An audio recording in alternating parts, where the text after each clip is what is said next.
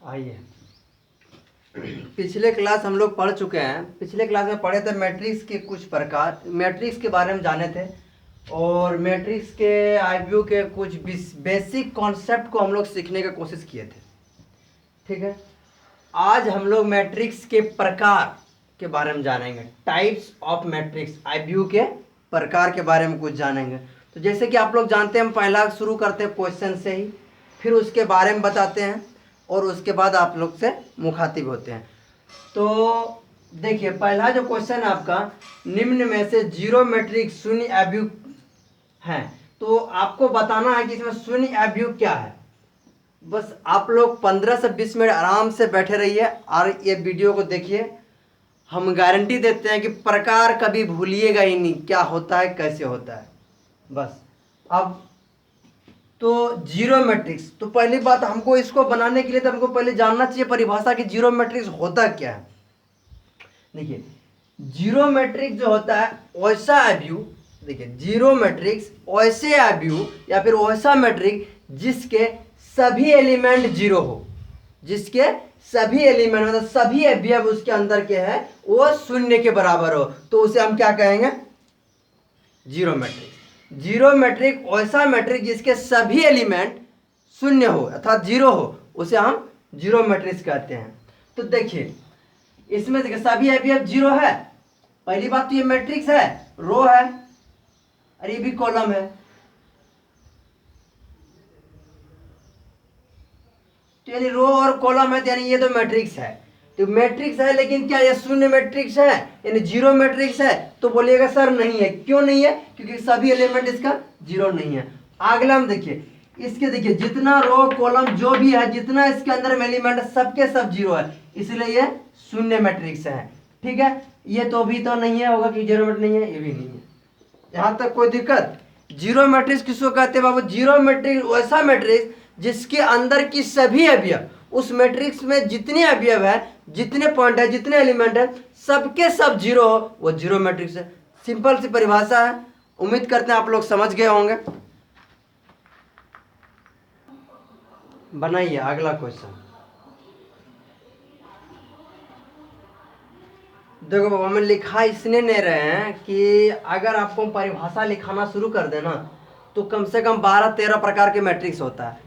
तो 1.5-2 घंटा ऑनलाइन में इतना लिखाना मुश्किल है। ठीक है, इसलिए जिन बच्चों को अगर लिखा हुआ PDF चाहिए उनको हम दे देंगे। ठीक है, एकदम PDF अच्छा सा बनाया हुआ है, समझे ना। इसलिए हम लिखा नहीं, हम सिर्फ बस समझाने का कोशिश करते हैं। और लिखा हुआ तो आपको लोग का कॉपी किताब में बहुत कुछ है। ठीक है, लेकिन आप क्या जानते हो, आपका दिमाग में जो रहता है ना, वही आपका एग्जाम में काम देता है। ठीक है, कॉपी का लिखा हुआ विद्या किसी काम में नहीं आता है।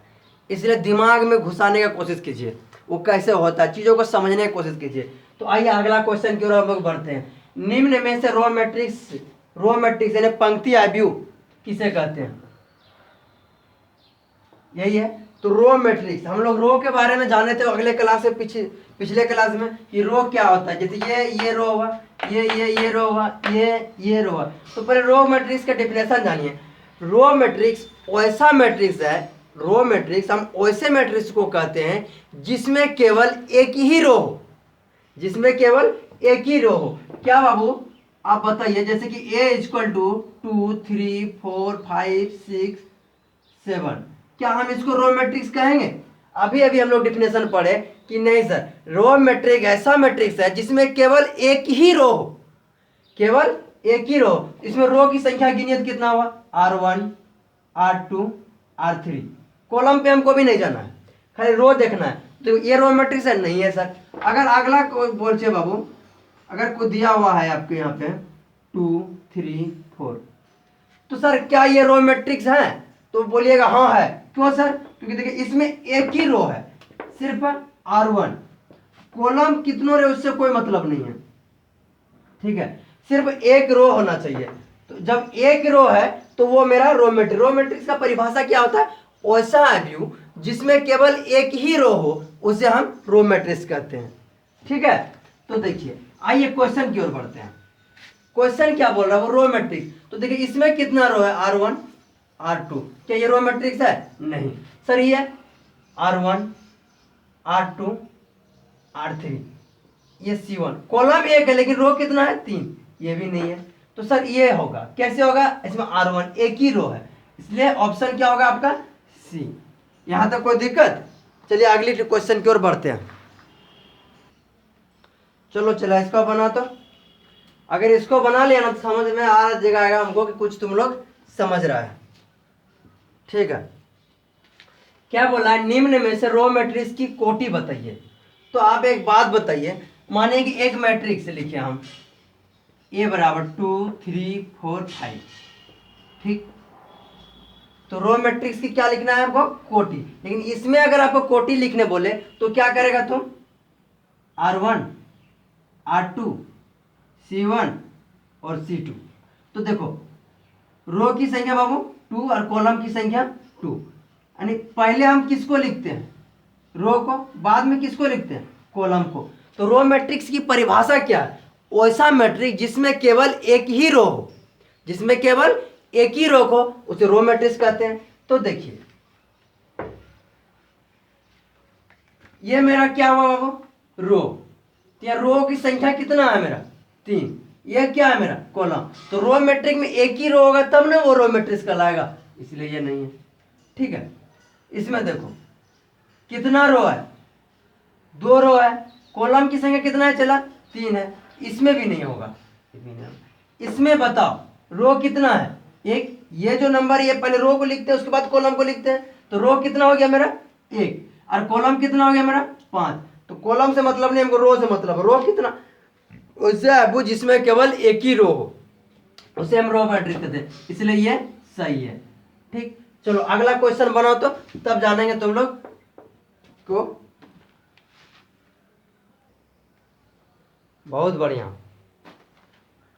देखो निम्न में से कॉलम मैट्रिक्स की कोटि, क्वेश्चन वही है, पहले रो था अब कॉलम पूछ रहा है। तो देखो कोटि लिखना है हमको, ठीक है, रो मैट्रिक्स और कॉलम मैट्रिक्स का।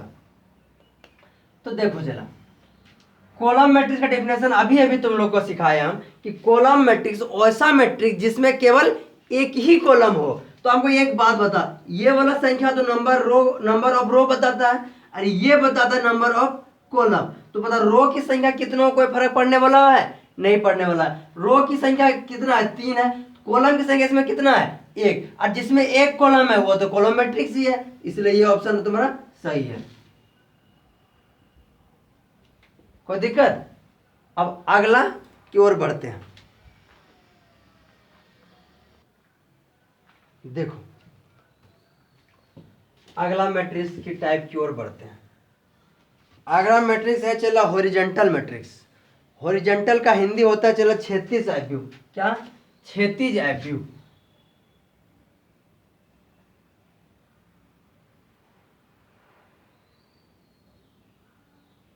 हॉरिजॉन्टल का हिंदी होता है। अब बताओ क्वेश्चन है तुम्हारा कि निम्न में से हॉरिजॉन्टल मैट्रिक्स है। तो हॉरिजॉन्टल मैट्रिक्स आखिर होता क्या है, ये चीज जानोगे तब तक। हॉरिजॉन्टल मैट्रिक्स किसे कहेंगे? क्षैतिज तो जानते, क्षैतिज ये गिरा हुआ को क्षैतिज कहते हैं, खड़ा हुआ उधर गिर कहते हैं। लेकिन हॉरिजॉन्टल आखिर में होता क्या है, कैसे जानेंगे, कैसे पहचानेंगे, एग्जाम में हम कैसे पकड़ेंगे उसको, ये चीज के डेफिनेशन देखो। डेफिनेशन हम तुम्हारा दिमाग में घुसाने की कोशिश करते हैं, इसलिए लिखाते हैं बहुत कम है। ठीक है, तो सुनो हॉरिजॉन्टल मैट्रिक्स आखिर होता क्या। ऐसा मैट्रिक्स, हॉरिजॉन्टल मैट्रिक्स ऐसा मैट्रिक्स जिसमें रो की संख्या कॉलम से कम हो, हॉरिजॉन्टल मैट्रिक्स कहते हैं। हॉरिजॉन्टल मैट्रिक्स ऐसा मैट्रिक्स है जिसमें रो की संख्या कॉलम की संख्या से कम होता है, उसे हम हॉरिजॉन्टल मैट्रिक्स कहते हैं। तो देखो इसमें रो गिनो तो चला R1 R2 R3, इसमें कॉलम गिनो तो C1 C2।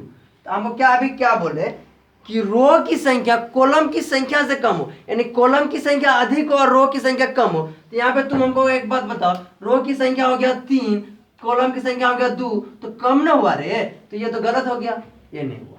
इसमें आओ, इसमें रो गिनो चला R1 R2 दो रो, कॉलम गिनो तो C1 C2 C3। तो यानी कॉलम की संख्या अधिक है, रो की संख्या कम है, इसलिए हॉरिजॉन्टल मैट्रिक्स है। कोई दिक्कत? आगे देखते हैं। इसमें हो गया रो बराबर R1 R2, कॉलम बराबर C1 C2, यानी रो और कॉलम बराबर है। ये मैट्रिक्स को हम लोग आगे पढ़ेंगे, इसलिए हॉरिजॉन्टल मैट्रिक्स है ही नहीं, ठीक, क्योंकि डिफिनेशन इसका सुटेबल नहीं करता है इसलिए। ठीक है, चलो आगे इसके बढ़ते हैं।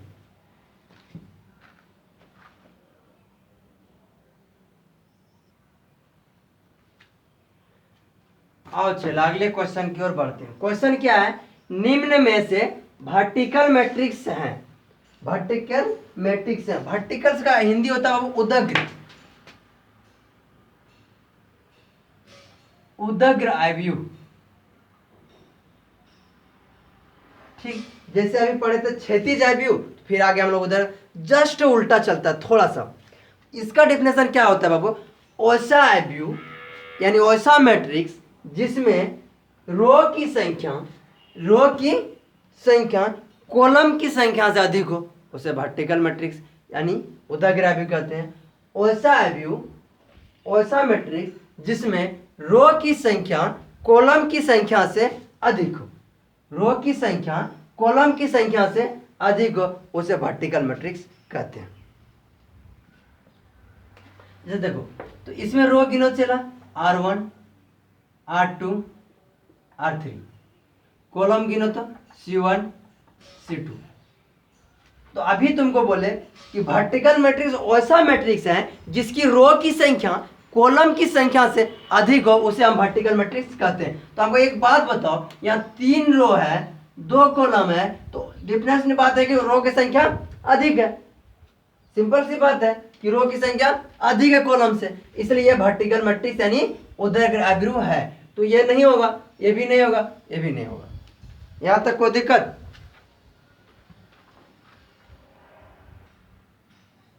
आओ इसको बनाओ, सबसे मजेदार है, और ये तुमको मैट्रिक्स में कोई ऐसा जगह नहीं है जहां पे तुम्हारा ये पीछा छोड़ने वाला है। स्क्वायर मैट्रिक्स या कहो कि वर्ग आव्यूह, ये स्क्वायर मैट्रिक्स वर्ग आव्यूह ऐसा मैट्रिक्स है चला कि तुम जब तक पढ़ोगे तब तक तुमको साथ देगा। और अगर आगे यहाँ से पहले तुमको समझ में नहीं आया है तो कोई घबराने की बात नहीं, कोई चिंता करने की बात नहीं, जब जगो तब सवेरा, और जितना बनाओ सब सही। इसलिए ये हमेशा याद रखना कि यहाँ से जो पढ़ेगा वो तुम्हारे काम की चीज, बहुत ही काम की चीज है।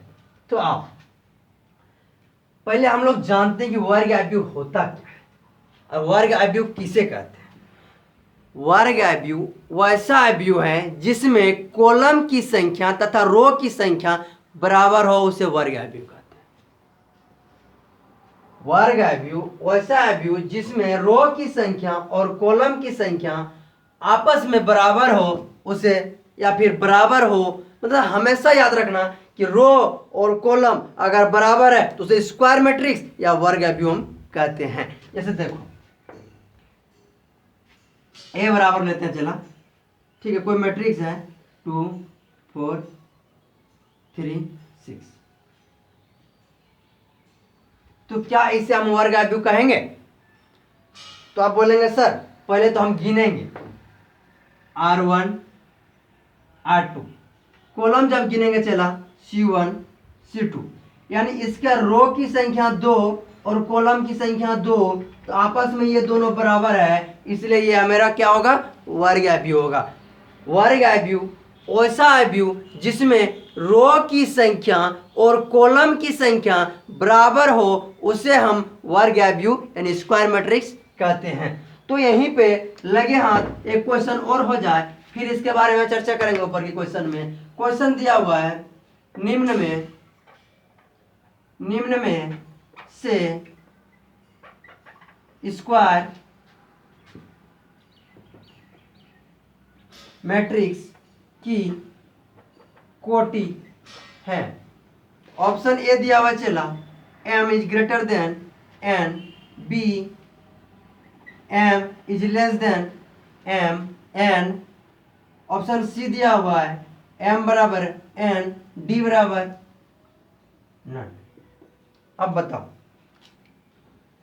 देख वर्ग आव्यूह तुम लोग वर्ग आव्यूह वैसे आव्यूह जिसमें वर्ग आव्यूह वैसा आव्यूह जिसमें रो की संख्या और कॉलम की संख्या आपस में बराबर हो उसे हम वर्ग आव्यूह कहते हैं। रो से और कॉलम बराबर है। मान लो चला कोई मैट्रिक्स है, ठीक है, मान लो कोई मैट्रिक्स है जिसमें रो की संख्या m है, रो की संख्या। अच्छा हमको एक बात बताओ, आज 2 दिन से भूख रहे हैं, यही बात हम तुम लोग को बार बार बता रहे हैं, क्यों? क्योंकि एक ही चीज को यही सीखना ही है। और ये अगर एक बार बेस तुम्हारा बन गया चला तो दुनिया का तुम कोई भी बुक उठा लो वो बनेगा तुमसे, ठीक है।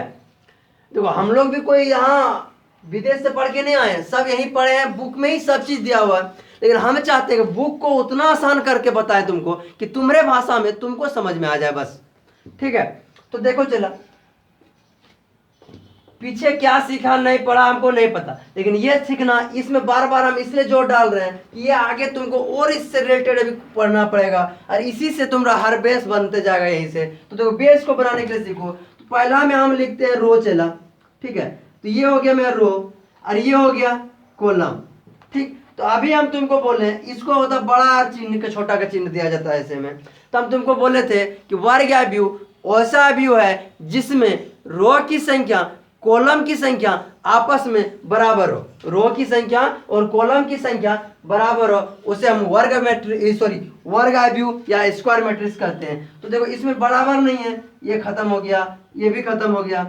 तो देखो यहाँ पे m बराबर n है इसलिए ये सही होगा। अगला में आ जाओ, देखो चला इसमें अगर हम गिनते हैं C1 C2 C3 और R1 यानी 1 into 3 1/3 का मैट्रिक्स है, 1/3 का मैट्रिक्स है, यानी ये वर्ग आव्यूह होगा? नहीं होगा। क्यों नहीं होगा? क्योंकि देखो इसमें रो की संख्या 1 है और कॉलम की संख्या 3 है। इसका मतलब क्या हुआ कि रो की संख्या कॉलम की संख्या से कम है, इस अर्थात इसको हम कौन सा मैट्रिक्स कह सकते हैं? इसको रो मैट्रिक्स भी कह सकते हैं, ठीक है। लेकिन स्क्वायर मैट्रिक्स हम इसको नहीं कह सकते हैं, इसलिए यह ऑप्शन आपका गलत हो गया। आइए इसमें गिनते हैं R1 R2 C1 C2 C3, यानी रो की संख्या चला 2 और कॉलम की संख्या हो गया तुम्हारा 3।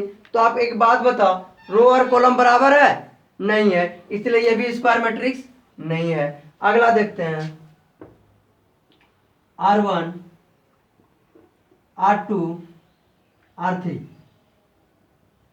C1 C2 C3, यानी इसका कोटि क्या लिखाएगा चला 3 into 3/3, 3/3 का मैट्रिक्स है। इसमें 3/3 का कौन सा मैट्रिक्स हो गया? ये मेरा स्क्वायर मैट्रिक्स। क्यों सर? क्योंकि इसमें रो की संख्या और कॉलम की संख्या बराबर है, इसलिए मेरा कौन सा मैट्रिक्स हो गया? Square matrix. अभी अभी आप लोग डिफिनेशन से पारित हुए, डिफिनेशन आप लोग हमें यही सिखा है कि वैसा मैट्रिक्स जिसमें रो की संख्या और कॉलम की संख्या आपस में बराबर हो उसे हम स्क्वायर मैट्रिक्स कहते हैं। आइए छापिए, आगे बढ़ते हैं।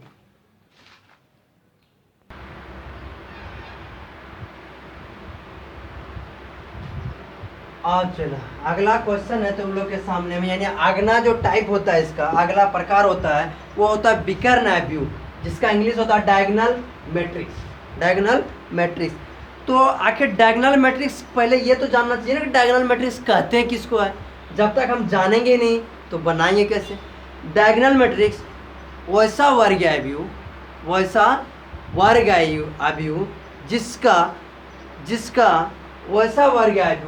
जिसका डायगोनल एलिमेंट यानी विकर्ण एलिमेंट को छोड़कर बाकी सभी अवयव शून्य हो उसे हम क्या कहेंगे? विकर्ण आव्यूह कहेंगे, डायगोनल एलिमेंट्स कहेंगे। जैसे देखो ये क्या है, बोलेंगे सर आयत या वर्ग कुछ छोड़िए। ये जो विकर्ण है चला इसको हम लोग क्या कहते हैं? ये भी विकर्ण है और एक ये भी विकर्ण है, ठीक। इस विकर्ण को हम क्या कहेंगे? इस विकर्ण को हम कहते हैं प्रिंसिपल विकर्ण, प्रिंसिपल डायगोनल्स, यानी मुख्य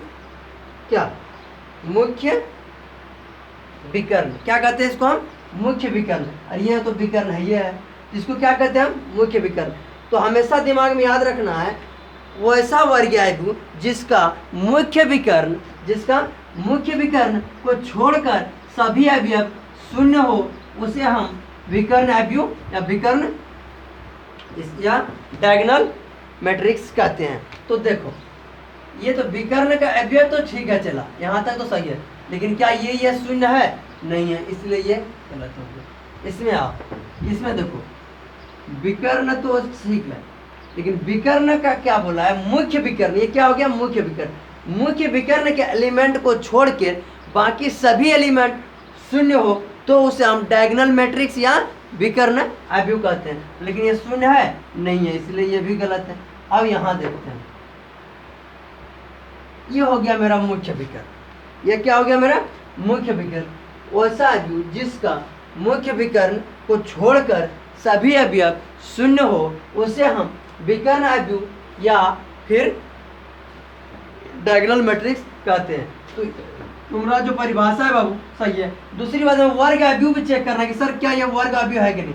तो 1 रो 2 रो 3 रो की संख्या 1 2 3 यानी 3×3 का मैट्रिक्स होगा।